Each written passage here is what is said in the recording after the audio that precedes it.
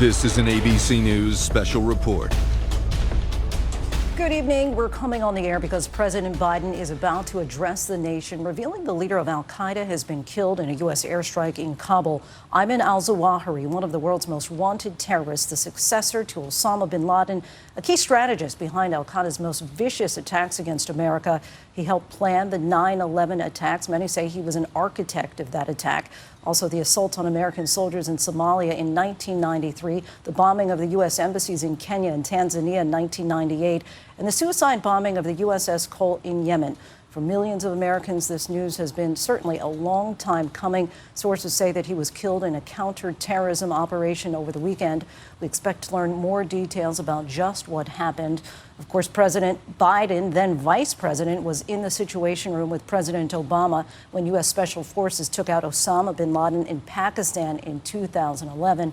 We're awaiting to hear from President Biden in just a few moments. Of course, you know that he remains in isolation at this time due to his COVID. We're waiting to see him there at the podiums.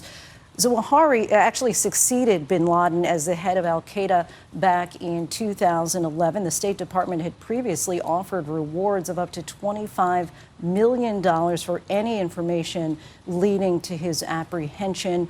As we heard earlier today from our Chief Global Affairs anchor, Martha Raddatz, he was hiding in plain sight. Not that he was hiding in caves at all, but it appears that he was right there in the city of Kabul. And now we're going to listen in to the president.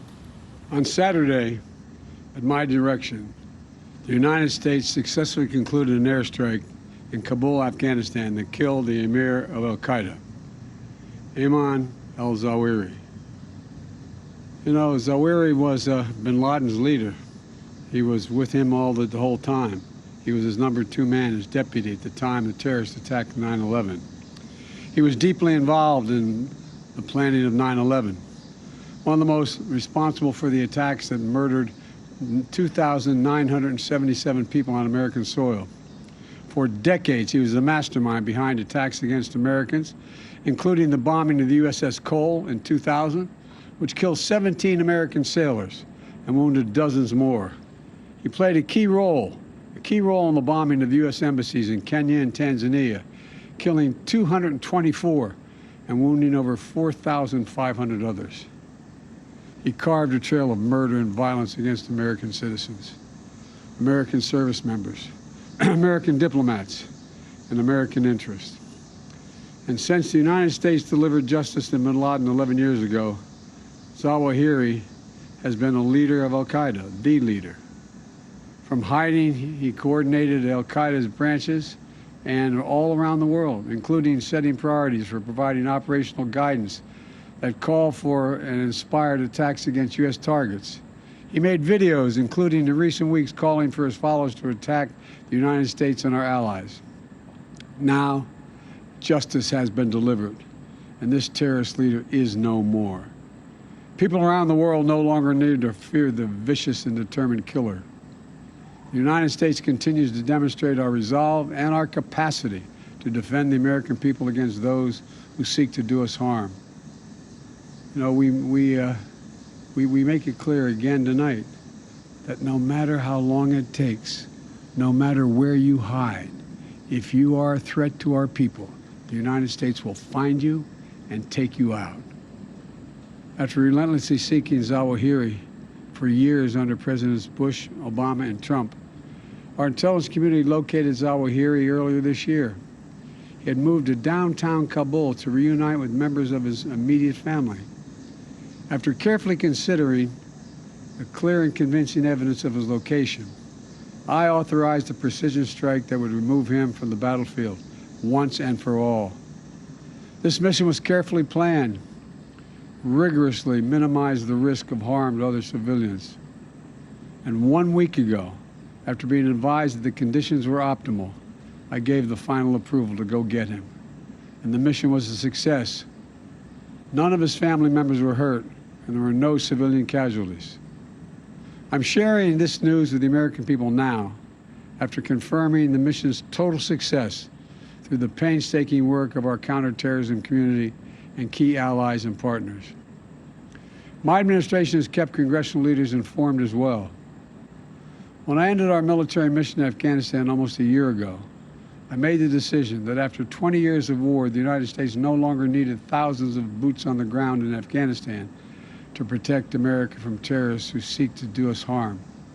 And I made a promise to the American people that we continue to conduct effective counterterrorism operations in Afghanistan and beyond. We've done just that. In February, our forces conducted a daring mission in Syria that eliminated the emir of ISIS. Last month, we took out another key ISIS leader. Now we have eliminated the emir of Qaeda. He will never again allow Afghanistan to become a terrorist safe haven, because he is gone, and we're going to make sure that nothing else happens. You know, it can't be a launching pad against the United States. We're going to see to it that won't happen.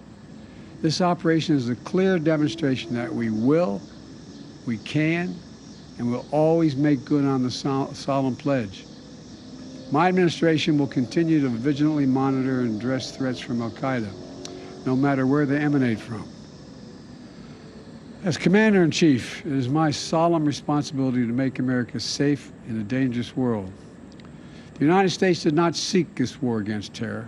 It came to us, and we answered with the same principles and resolve that have shaped us for generation upon generation: to protect the innocent, defend liberty, and we keep the light of freedom burning, a beacon for the rest of the entire world, because this is a great and defining truth about our nation and our people.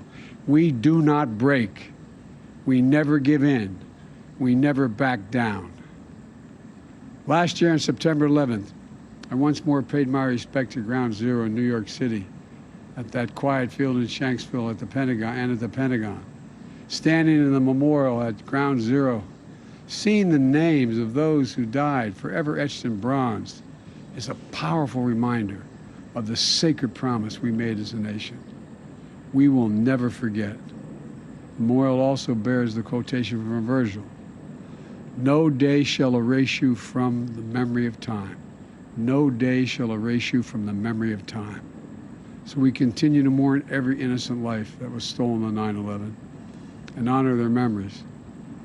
To the families who lost fathers and mothers, husbands, wives, sons and daughters, brothers and sisters, friends and co-workers on that searing September day, it is my hope that this decisive action will bring one more measure of closure. No day shall erase them from the memory of time.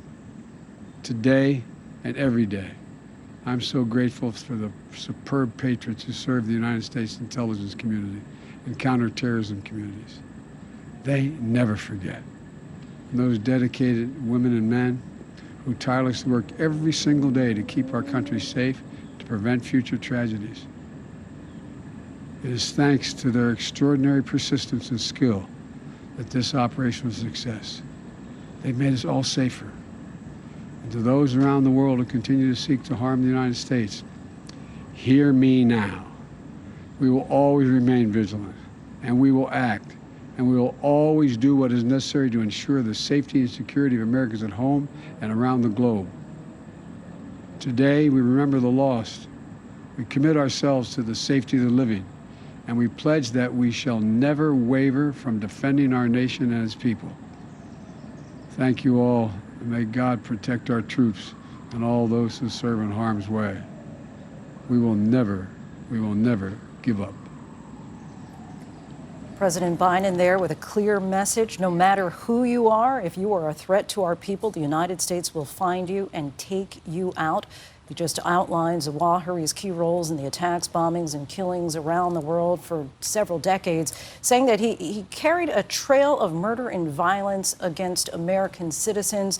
Once again, saying justice has been delivered and this terrorist leader is no more. Let's get right to ABC's Chief Global Affairs anchor, Martha Raddatz. Martha, we know this was a drone strike that he was apparently hiding in plain sight. Give us a sense of the timetable here. A senior administration official briefed this evening and said that they had been watching him for several months. He moved to that safe house, as President Biden said, because his family was there. A wife and daughter and other children were there as well. But it was 2 Hellfire missiles fired from a CIA drone right over that house in the center of Kabul, in one of the most wealthy neighborhoods in Kabul. He was out on the balcony of that home, and those Hellfire missiles took him out. And they say there were no civilian casualties that they know of at this time. And his family was inside, and they were not killed. We have also learned that the Taliban, senior Taliban commanders, knew that Zawahiri was in Kabul and clearly did nothing about that. And that is going to be a serious issue with the U.S., that they were harboring a terrorist like Zawahiri after saying they would not harbor any terrorists in Kabul. Of course, the Taliban took over just about a year ago in August last year, when the U.S. troops were all moving out of there. That may have emboldened Zawahiri to be more open about his presence, feeling he had the protection of the Taliban. But boy, President Biden said it right. The CIA, the U.S. was persistent. They found him, they tracked him down, and they killed him. And as you mentioned, as well as the president, many had thought that once the American troops pulled out nearly a year ago from Afghanistan, that the intel might be limited on the ground without having those boots on the ground. Exactly, and you can imagine that the administration will use this again and again, saying, look, we can still go after people, this so-called over-the-horizon counter-terrorist operations, that they can still go after people. But it will still be difficult, Lindsay. There were no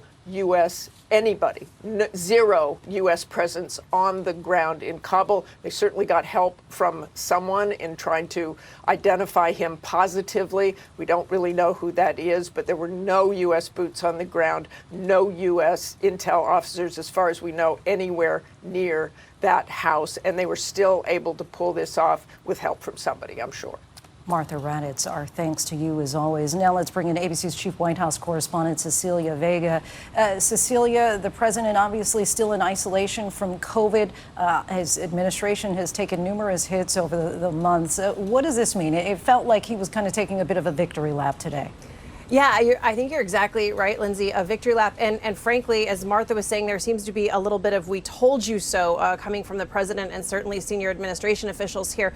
Look, they were criticized pretty heavily, of course, for the botched withdrawal that we all covered in depth about a year ago at this time. In fact, the timing of this is noteworthy. It was about a year ago right now that President Biden had started to pull troops out of Afghanistan. And at the time, the White House faced very serious criticism from many across this city and beyond, that's basically saying that they wouldn't be able to continue to get intelligence if American troops were not there on the ground and in that region. And at the time, they said that would still be possible despite this criticism. And you are hearing from the administration right now, from senior administration officials who say, look, this is proof that you don't need American troops on the ground and in harm's way in Afghanistan in order to get this intel, like you're seeing come out of the White House right now.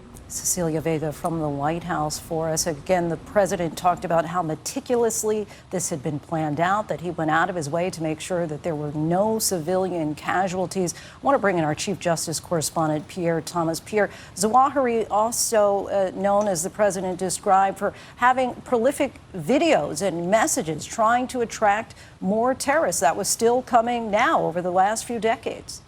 Indeed, Lindsay, when he would put out these videos, law enforcement and intelligence officials would be scrambling, worried about the potential for imminent attacks. And Lindsay, law enforcement officials also say that this is a measure of justice because he was in the room on that day when Osama bin Laden recorded a video bragging about how they had killed so many Americans on 9/11. They say justice has been served. All right, our Chief Justice correspondent, Pierre Thomas, once again, the president saying that the top al-Qaeda leader is no more and that he gave the approval 1 week ago to go get him, and they did just that. Our coverage continues on ABC News Live and abcnews.com. For viewers in the West, we'll have full reports on World News tonight. For now, I'm Lindsay Davis in New York. Have a good night.